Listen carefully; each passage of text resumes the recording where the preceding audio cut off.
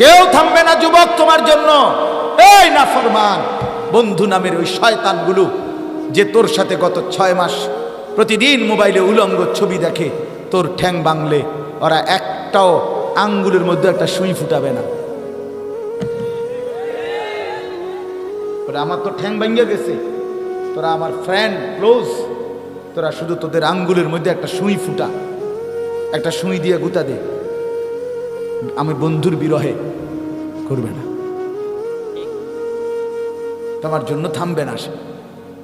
ধোকা ধোকা, ভালোবাসার প্রেমিকা ধোকা, বিবাহ বহির্ভূত প্রেমের মেয়ে ওই অসভ্য জানোয়ার খবিস খবিস। আরে আল্লাহর কোরআন বলছে ঠিক কিতাব, আর ঠিকের লেগে বইয়ে রয়েছে নাকি কোরআন শরীফের আয়াত, ঠিক কইলেও ঠিক, ঠিক না কইলেও ঠিক। যে নারীর চরিত্র নাই, যে ছেলের চরিত্র নাই, আখলাক যার নষ্ট, যে লজ্জাস্থানের গুনাহ করে, যে নিজের হাতকে লজ্জাস্থানে খারাপ ব্যবহার করে, কিংবা সারা রাত নারী ছবি, উলঙ্গ নাচ দৃশ্য, ভিন মেয়ের সাথে প্রেম, মেয়ে ছেলের সাথে প্রেম, এগুলো দুইটাই খবিস। আল্লাহর কোরআনে বলছে আল খাবিসাতু লিল খাবিসিন ওয়াল খাবিসুনা লিল খাবিসাত। আল্লাহ বলছে শোন না ফরমান, তুই খবিস, তোর বউ মিলবে খবিস। মেয়েকে বলছে তুই মাইয়া খবিস, তোর জামাই মিলবে খবিস। দুই খবিসে মিলে এরপরে জীবনটা হয়ে যাবে জাহান্নামের টুকরা, আগুনের কুণ্ডলী ঘর হবে, আগুনের টুকরা। সন্তানকে দিন শিখান, ছেলেকে দিন শিখান, মেয়েকে দিন শিখান মুসলমান। আখিরাত তো নয়তো মিলবে না, দুনিয়াও মিলবে না। সন্তান ভুলে যাবে বাবার পরিচয়। মুসলমান মেয়ে ইউনিভার্সিটি পড়তে গিয়ে যদি তার পিতৃ পরিচয়, সম্মান, ইসলামের পরিচয়টাই পর্যন্ত মুছে দেয়, অপমান আর কি হইতে পারে বলেন? আর কি হইতে পারে? এর চাইতে বড় আফসোস কি হইতে পারে? আজ আপনাদের লক্ষ লক্ষ ছেলে তাদের চুল দিয়ে তারা প্রমাণ করছে আমি মুসলমানের বাচ্চা না। দাড়িবিহীন যুবক প্রমাণ করছে আমি মুহাম্মাদের উম্মত না।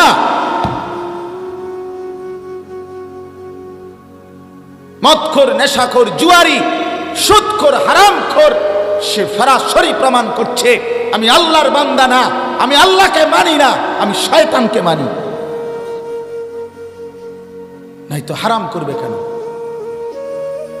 আরে ভুল তো হয় মাঝে মধ্যে, অ্যাক্সিডেন্ট তো হয় কখনো কখনো, এই জন্য 30 বছর মিশা কথা কয় মানুষে। কথা বলে না কেন মিয়া? একজন কি টানা 30 বছর সুদ খায়? আরে তুই কি ডাকাত রে?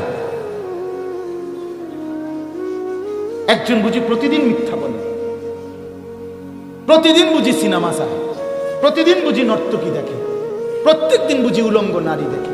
এত বড় হাইওয়ান মুসলমান কেমনে হয় আবার? এটা কি ধরনের নাফরমান বলে? দয়া করে ফিরতে শিখেন। তুবু ইলাল্লাহি জামিআন আইয়ুহাল মুমিনুন লাআল্লাকুম তুফলিহুন। আল্লাহ তাআলা বলেন আমার বান্দা সকলেই মিলে, সমস্ত মুমিন আমি আল্লাহর দিকে তওবা করে ফিরে আসো, লাআল্লাকুম তুফলিহুন, তাইলে তোমরাই সফল হবে, জান্নাতি হবে। আনিবু ইলা রাব্বিকুম ওয়া আসলিমু লা। কোরআনে আল্লাহ বলেন তোমরা সবাই তোমাদের রব আল্লাহর দিকে ঝুঁকে আসো এবং সকলেই তোমরা তোমাদের আল্লাহকে আনুগত্য করো। আনুগত্য আল্লাহ বলছে, আল্লাহ বলছে আমার দিকে ফিরো বান্দা, আমি তোমার, আর কেউ নাই তোমার আপন। আমি এমন আপনজন তুমি কই পাবে? প্রতিদিন নিয়ম মতো তোমার 60 বছরে কোনো দিন আমি আল্লাহ, তোমার 70 বছরে বান্দা কোনো দিন আমি সূর্য উঠাইতে দেরি করি নাই, চাঁদ উঠাইতে দেরি করি নাই, রাত আনতে দেরি করি নাই, দিন আনতে দেরি করি নাই। 60 বছরে কোনো দিন শনিবারের পরে সোমবার আনি নাই, রবিবার এনেছি। কোনো দিন আমি সময়ের কোনো ব্যতিক্রম করলাম না, রাত দিনের কোনো অনিয়ম করলাম না, তোমার ভালোর জন্য, তোমার কল্যাণের জন্য। সেই তুমি আমাকে চিনলা না? হুয়াল্লাযী জাআলাল লাইলা ওয়ান নাহারা খিলফাতান লিমান আরাদা আন ইয়াযাক্কারা আও আরাদা শুকুরা। রব্বুল আলামিন বলেন, তিনি আল্লাহ ওই সত্তা যিনি প্রতিদিন পর্যায়ক্রমে ধারাবাহিকভাবে রাত্রি এবং দিন এনে থাকেন, বানিয়ে থাকেন। খিলফাতান মানে পর্যায়ক্রমে ধারাবাহিকভাবে, একবার রাত একবার দিন, একবার রাত একবার দিন, একবার রাত একবার দিন, এভাবে চলছে আজকে কয় বছর ধরে? 3 বছর ধরে। এভাবে চলছে আজকে 6 বছর ধরে। তুমি যুবক বুঝ হওয়ার পর থেকে এর ব্যতিক্রম কোনোদিন দেখেছো কি? আপনি বৃদ্ধ বাবা বলেন, আপনি আপনার 60 বছরের জীবনে এর ব্যতিক্রম কোনো দেখেছেন কি? লা শামসু ইয়ামবাগি লাহা আন তুদরিকাল কামারা ওয়ালাল লাইলু সাবিকুন নাহার। রব্বুল আলামিন বলেন, আমার সৃষ্টিতে কখনোই সূর্য চন্দ্রকে ডিঙ্গায় না, রাত্র দিনকে ডিঙ্গায় না, কখনো একসাথে 48 ঘন্টা রাত হয় না, কখনো একসাথে 48 ঘন্টা দিন হয় না। ইউকাল্লিবুল্লাহুল লাইলা ওয়ান নাহার, আমি আল্লাহ রাত্র এবং দিন বদলাই, আমি পরিবর্তন করি।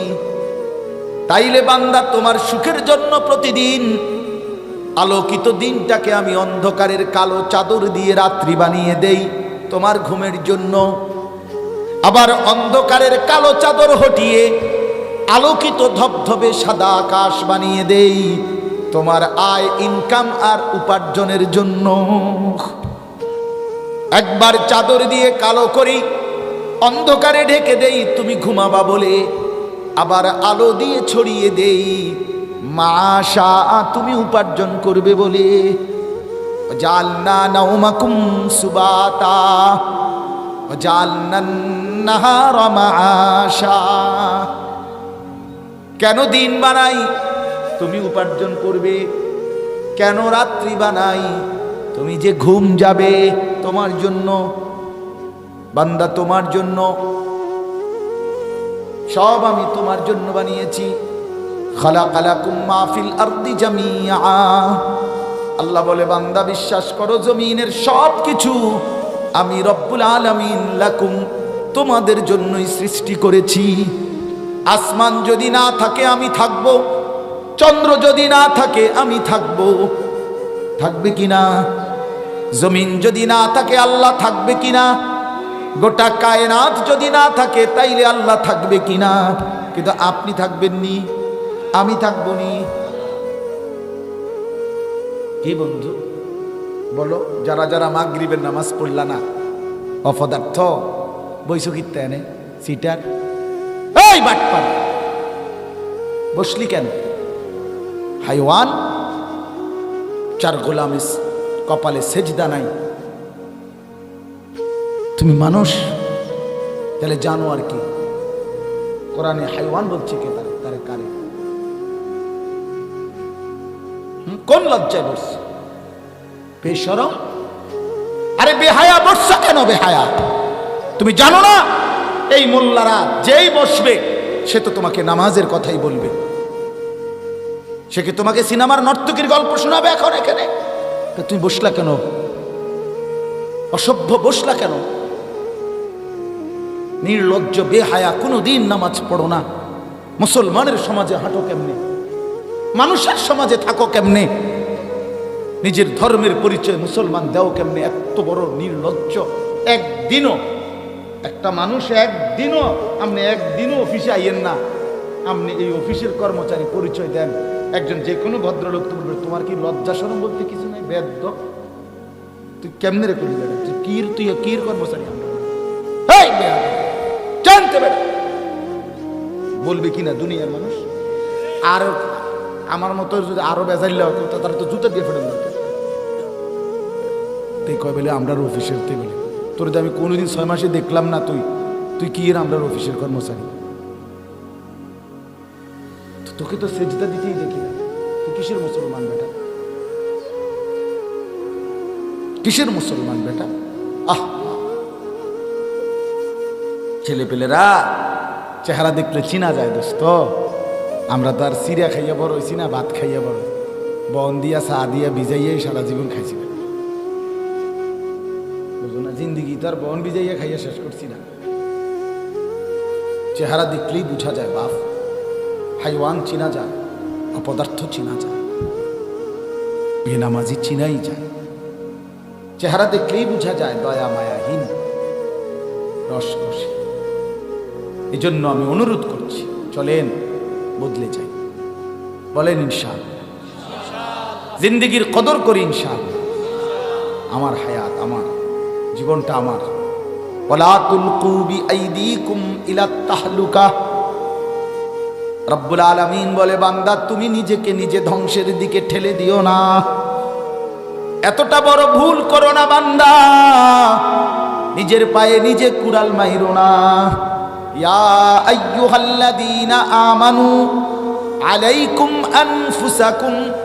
আল্লাহ বলেন, হে মুমিন, তোমরা প্রত্যেকেই নিজেকে মজবুতভাবে আঁকড়িয়ে ধরো, নিজের ভালো করো। ইয়া আইয়ুহাল্লাযীনা আমানু কু আনফুসাকুম ওয়া আহলিকুম নারা। আল্লাহ বলেন, মুমিন, নিজেকে জাহান্নামের আগুন থেকে বাঁচাও, পরিবারের সদস্যদেরকে জাহান্নামের আগুন থেকে বাঁচাও। এতটা ভুল করো না, একেবারে নিজেকে ভুলে যেও না। এত বোকা মানুষ হয় না, এত বোকা মুসলমান হয় না। আল্লাহর নবী বলেন, আল মুমিনু লা ইয়াখদাউ ওয়া লা ইখদাউ। মুমিন বলে তাকে যে অন্যকে ধোঁকা দেয় না, আবার যে নিজেও ধোঁকা খায় না। দেয়ও না, খায়ও না। আপনি এত বেকু বলতেন, আপনি কইছেন দেবিদ্দার যাবেন, হ্যাঁ, আপনারে চিটাঙ্গের গাড়ি উঠাই দিছে, আপনি উঠটা বইয়া লেছেন, কি কোনায় যান, দেবিদ্দার না যায়। মা কিও কর, আপনি কিতা উঠছেন? বাস উঠছি, কয় বাস উঠলেই গো। আমার এক আপনজন, তার বউ নিয়া সে কুমিল্লা আসবে, রয়্যাল কোচ। তো রয়্যাল কোচ ব্রাহ্মণবাড়িয়া তো আছে, ঢাকার থেকে হেঁটে হিটা তুলতে লাগছে। জিঙ্গাইছিল রয়্যাল কোচ লেখা দেখছে, আর কি তা আমরা শাসন গাছাইয়া নামবো অথবা টমসন নামবো, নামাই দিছে কাউতলি, ব্রাহ্মণবাড়িয়া কাউতলি। পরে কইতেছে, আমি হঠাৎ তুইটা দেখি আর কাউতলি। আমি তো যাক, তো আমরা যদি ইন্ডিয়া নিয়ে থুইছে না, এটা তো ভালো। তো বুঝি মানুষ বুঝি এত সোজা হয়, কথা বলেন না কেন? নিজের ভালো বুঝা এক মুসলমান, এটা উচিত বাপ, খামখেয়ালি না। আমার ভালোটা বুঝি, নিজের কল্যাণ বুঝি, নিজের ভালো বুঝি। আল্লাহ তৌফিক দান করেন। আমি এটাই বললাম, আল্লাহ গোটা তামাম কায়নাত, আল্লাহ বলছেন, বান্দা আমি তোর জন্য বানাইছি, বান্দা তোমার জন্য, বান্দা তোমার এই রাত, এই দিন, এই সকাল দুপুর, এই আলো অন্ধকার, রোদ বৃষ্টি, হাসি কান্না, আনন্দ বেদনা, স্ত্রী সন্তান, ছেলে মেয়ে, ছোট্ট বাচ্চার হাসি, তোমার চোখের পানি, তোমার আয় রোজগার, হাজারো নানা রকমের ফল ফুল, খাদ্য খাবার, আরাম আয়েশ।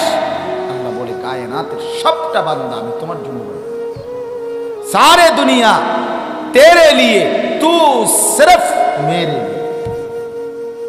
খালাকতুল আশিয়া আলি আজালিক ওয়া খালাকতুকা লি।